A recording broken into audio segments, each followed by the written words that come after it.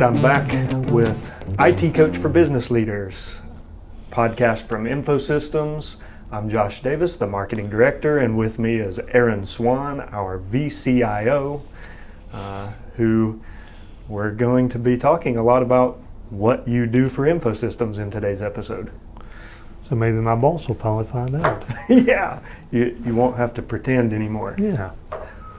So one of the things that I hear really consistently when talking to our customers, to other employees, is that the vCIO role, your role, is one of the most valued positions at the company. And I think, I don't know this for a fact, I can't prove this, but I think it may also be one of the least known services that InfoSystems provides. Sure. By people out in the local marketplace. You know, I would assume that when people think of InfoSystems, they think of the IT networking and hardware and servers and, you know, the equipment that we install. Right. Not necessarily people like yourself who provide services directly. So what I want to accomplish today, and this may be something that we talk about for a few episodes, we'll just see the direction it goes. But what I really want to talk about are some of the characteristics or situations that have been in place around some of the real customer interactions you've had which have led to that perception of when I get that feedback, man, Swann was a huge help to us. That vCIO service is something that we couldn't do without. So I really want to talk about some of the situations that happen at companies that make that such a valuable position. Well, if I could just, one thing I want to insert, I think you're right, is that it is something that a lot of customers don't seem to know about. Certainly the term, you know, I think we came up with the term vCIO, I don't know, 3 or 4 years ago, but I think the pattern of InfoSystems being more about services and trying to help people with knowledge has been true ever since the company started. You know, nearly 25 years ago, that's always been Clay's vision. You know, Clay Hale's our owner. It's always been his vision that, you know, our business is more about services and helping people with their IT needs than it is about equipment. Yeah, we sell equipment. But that's, you know, mainly because people need to give us something to help them with. Yeah, I mean, Clay really did make this a people company. Right.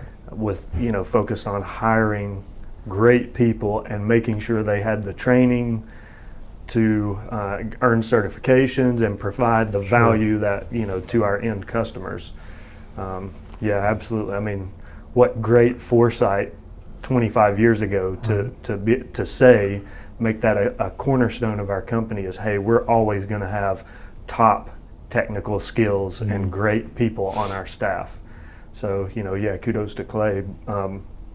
So setting the stage here, let's open the conversation with a customer story. And this is something you were telling me about, kind of walking through the history of our interaction or involvement with one of our customers' IT environment, and just kind of information, background on that. We're talking about a multi-location medical practice. There's lots of those in our region, and not just medical practice, but professional services and other types of, you know, similar companies in structure.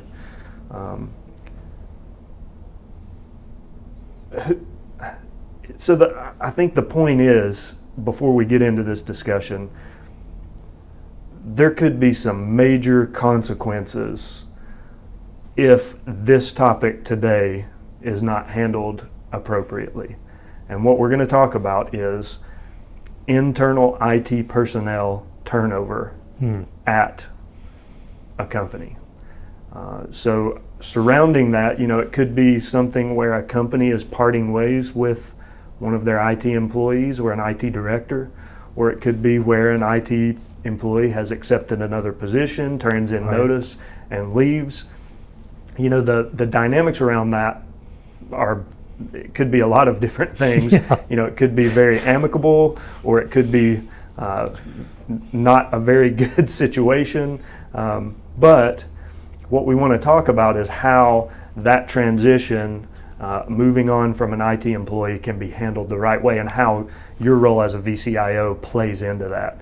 So if you will, just kind of talk about our history with that company and how we got to where we are now. Sure. Well, I think one thing to recognize, and we'll get into this a little bit more later, but one of the things to recognize is anytime that you have turnover in IT, you need to recognize that in any company, no matter what their title says or what their job description says, someone who's running or has administrative access into your IT infrastructure has enormous power in your company. Mm-hmm. They may not even recognize just how much power they could leverage, and that could be for good or for bad. So I think it's very important to say that up front, that IT, I think more so than almost any other field out there, wields a lot of power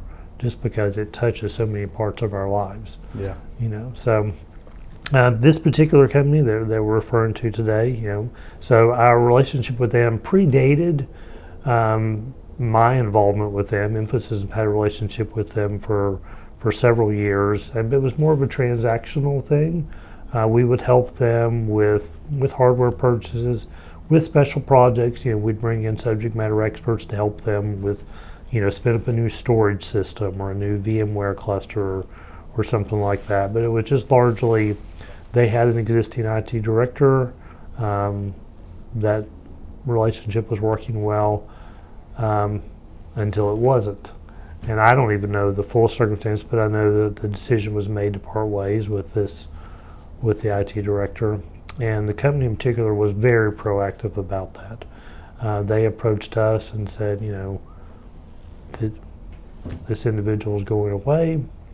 We need some help to figure out where we go from here. So decision, I was approached by our president and vice president and the lead salesperson on the account. We all sat down and talked about me going in as their interim IT director while they tried to figure out the long term and hire someone new. So our relationship with them really started ramping up with that decision. So I went in, and I think I fulfilled that role for them for about 3 months, because they took the time. When we first walked in, there was a lot going on. Yeah. They had a lot of plate spinning.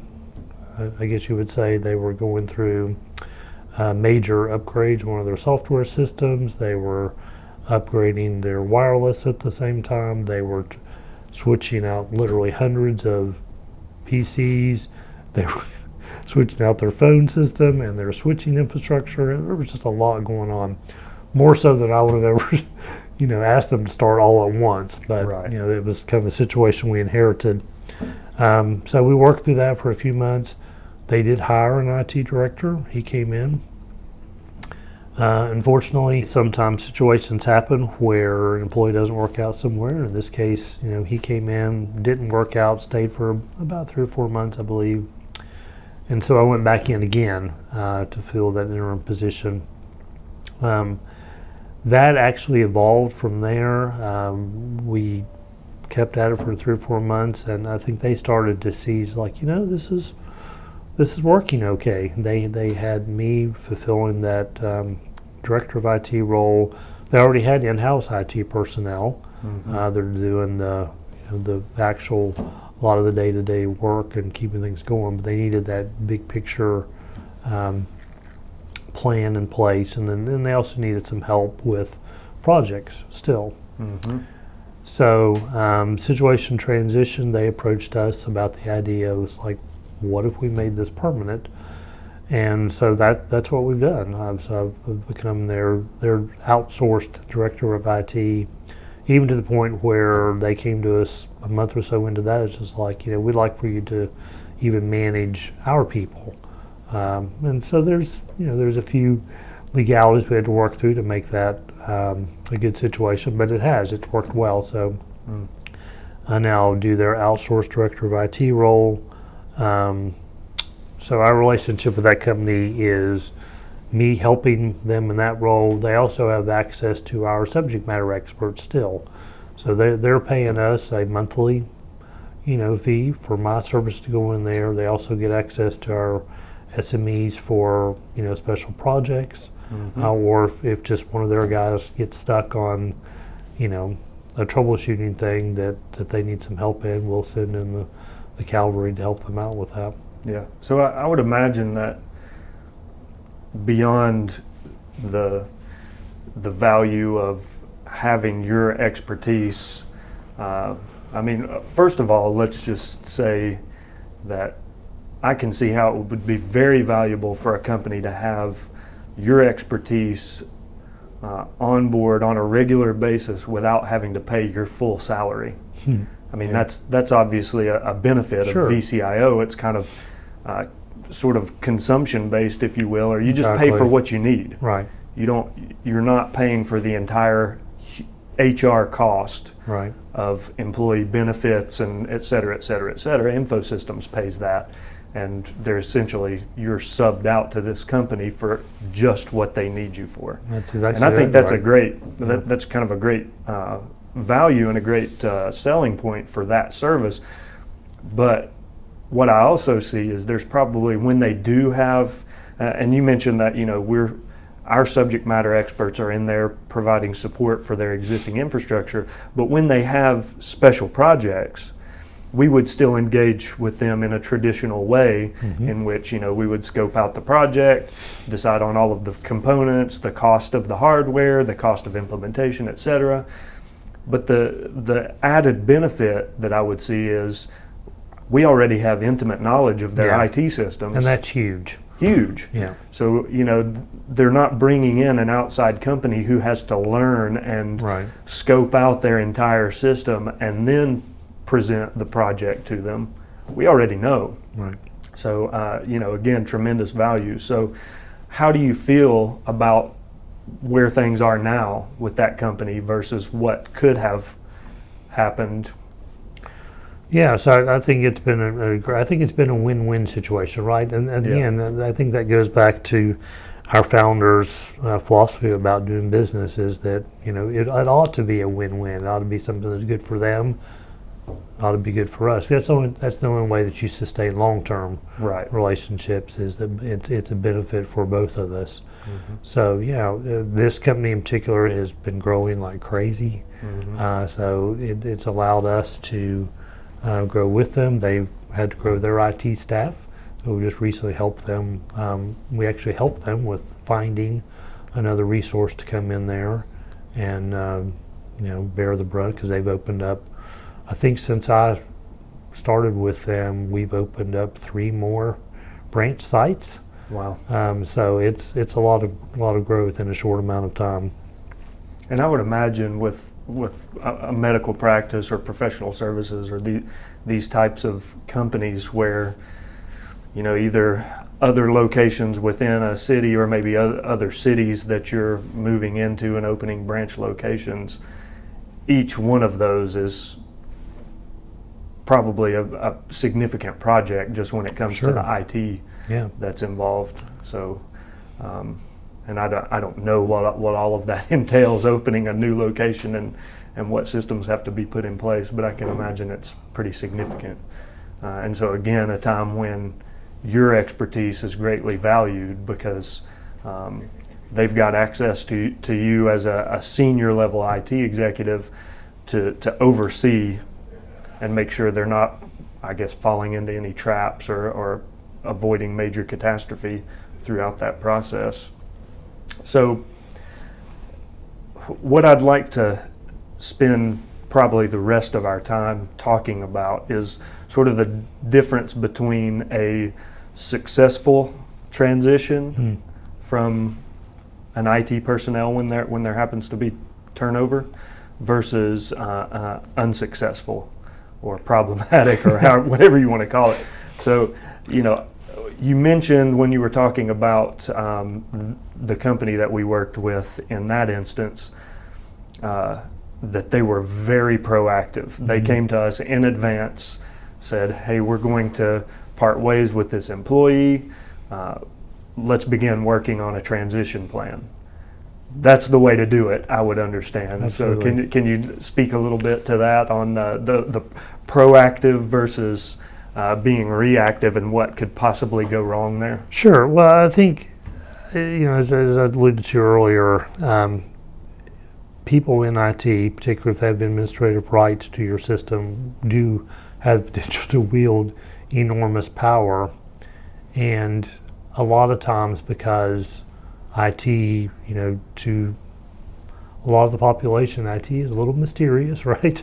Yeah. As to all the inner workings. And so I think, it's very possible for a CEO, CFO of a company to really not even understand or have a full grasp of just what all that person has access to and what the potential for harm could be. So it is very important to start early because, depending on the complexity of the system, it could take some time to uncover. Particularly, Josh, we've seen in 25 years, we've seen the full gamut of this type of thing.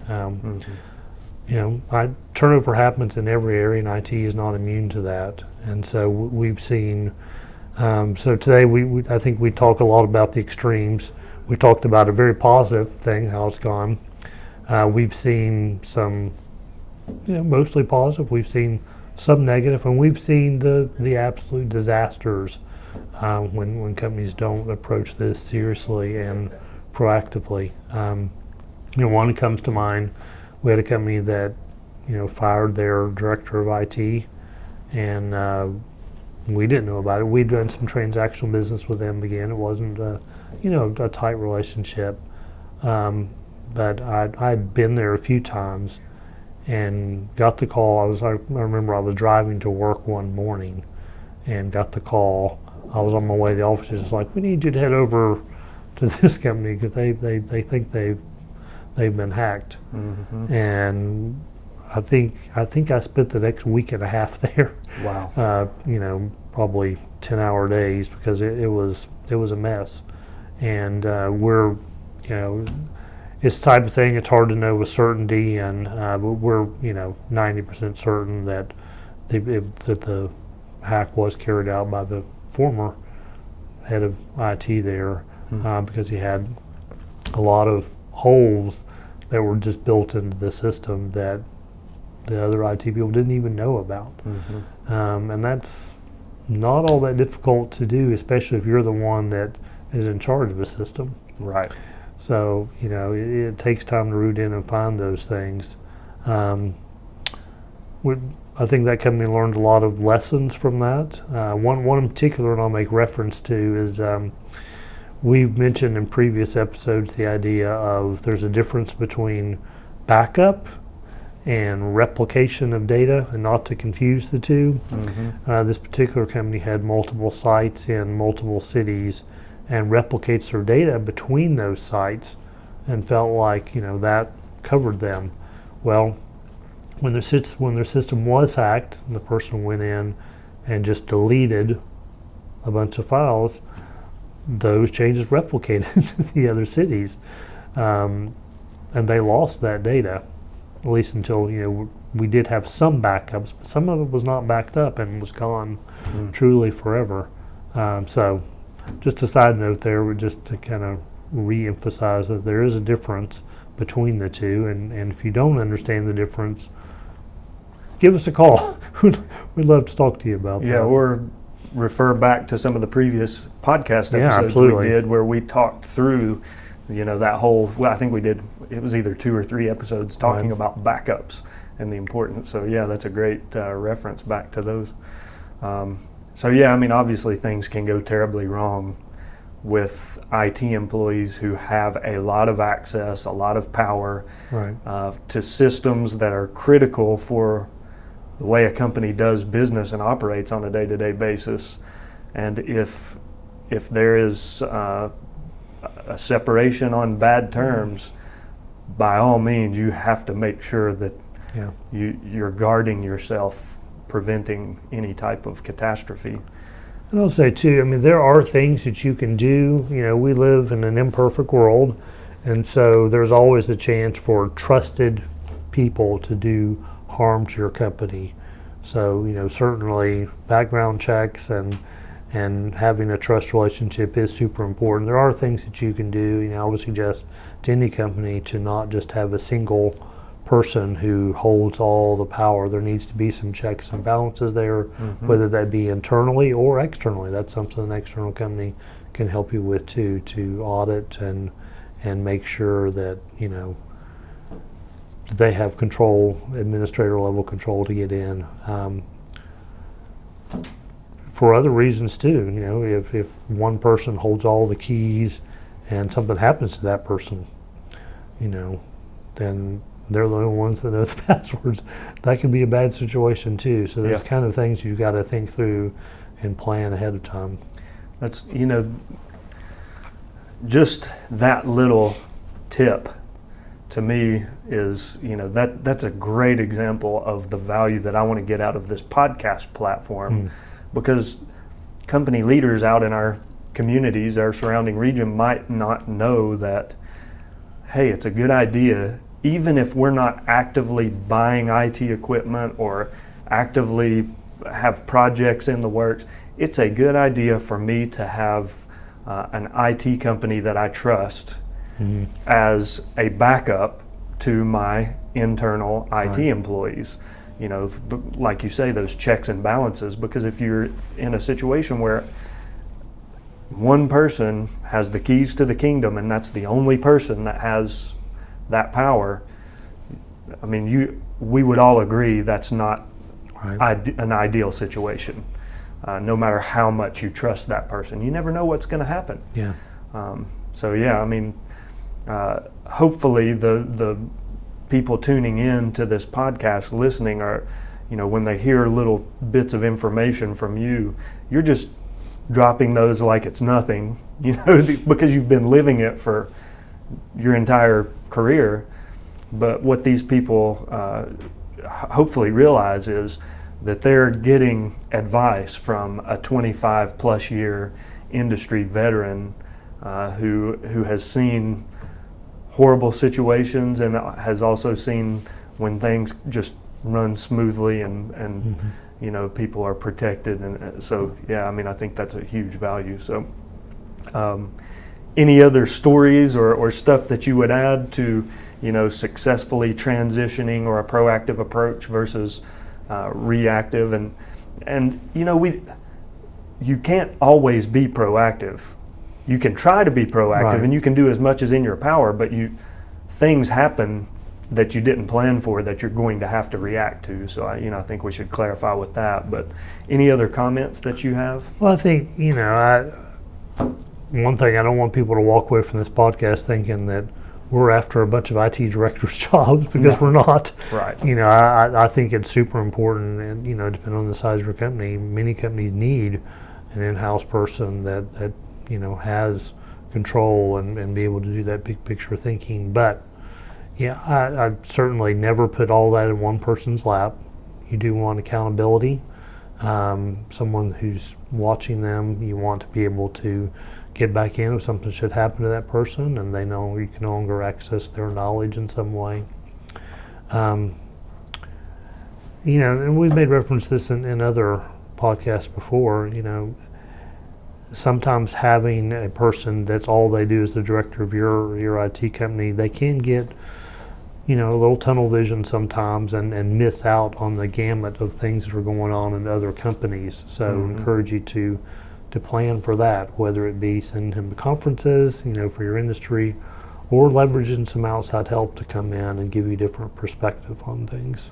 Yeah, and you know, another great thing that's going on all the time here in our community in Chattanooga is the Chattanooga Technology Council is constantly doing monthly events that typically feature a panel of local IT directors or CIOs from companies around town who are talking about their experiences, and groups like that. And there's other user groups and a lot of things that you can go to share best practices and learn from your peers and from IT services providers like InfoSystems. We all know that you get busy doing the day-to-day in your job, and it's hard to make time to get out to those things on a regular basis, but still important. I think the last thing I'll say, because we can't get through one of our podcasts without mentioning this, right? And where I'm going is, a lot of the proactiveness and a lot of things that you can do to make transitions good, or maybe even make them unnecessary, is having close communication between management and IT. So there should be, if not daily, there should be at least weekly touch points where you're staying up to date with what's going on in your IT world. I guess if you were going to sum up our entire history of podcasts with one overarching theme, it's probably it seems to be one we keep coming back to. Yeah, company leadership really needs to be involved in IT, or at least understand what's going on, and be active, engaging the IT department. So, well, again, great episode. Any last comments for today? I think that was it. Okay, so what I would leave it with is, hopefully the listeners out there will understand that IT services companies like InfoSystems, while we're widely known for the equipment that we sell, networks and firewalls and switches and servers and storage and all of this, all of the stuff that makes up the technology environment, one of the most valuable assets we have to provide is people. Yeah. And people who have very deep expertise, years of history in lots of different companies and environments. And so, again, I think this role of virtual CIO that we can offer to our customers, I don't have to guess that it's valuable. I hear from our active customers all the time that it's valuable, and from people within our company. So hopefully people will understand that, and it will spark their desire to maybe open up some conversations to learn about some of the areas that they should probably address within their company. But absolutely. Thanks for a great discussion today, Aaron, and I guess we'll talk again next time. All right, thanks, Josh.